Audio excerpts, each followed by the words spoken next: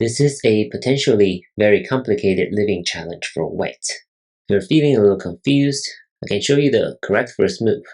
It's actually right here, and most likely black will have to block here. Otherwise, if black plays on the outside, and the outside is actually a factor in this problem, white can live very easily like this.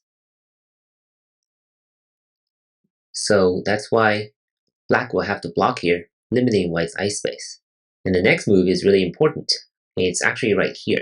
What's happening now is that if black plays here, then this problem will be very much like problem 178 earlier on this playlist.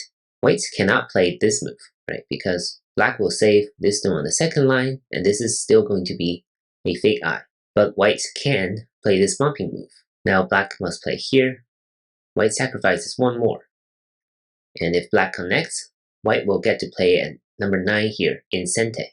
Black will have to connect on the outside, and now white will be able to live this way with number 11. If black comes in, then this way, white will be able to live.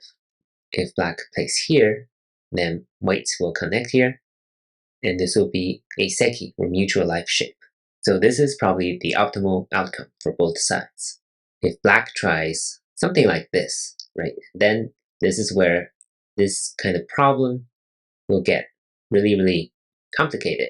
White will extend, black connects, and now white is threatening to make this rectangular 6 shape. So black will have to play from the outside and kill this bulky 5 shape. But white can cut here and escape. So what's happening now is that black will try to limit white's ice space here, but white can cut here. Black cannot Atari. If black Ataris, then white can kill black this way. Black can only extend, and white can extend here, forcing black to connect. And this way, white will be able to win this race to capture. So this is extremely complicated, all the sequences on the outside. But this is how it will play out if black insists on playing on number 6. What about number 4 playing here, right? This is a very strong move. This will just remove the possibility of number 5 because playing here is no longer sente, right? Number 7 no longer connects with number 5. This way, there's just nothing for white to play here after black's number 4. But due to the design of this problem, white will be able to play here.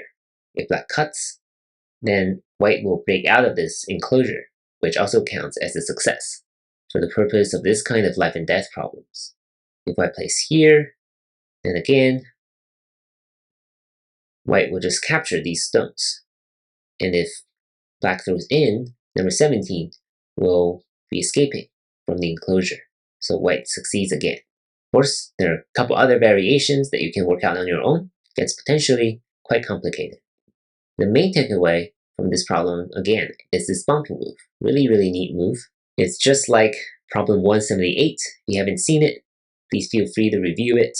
The idea is to use black's shortage of liberty on the outside to get to J19 right here in Sente. So white will be able to maneuver here on the inside and make a living shape this way. Hope you enjoyed this challenge, and I'll see you in the next one. Thank you for watching.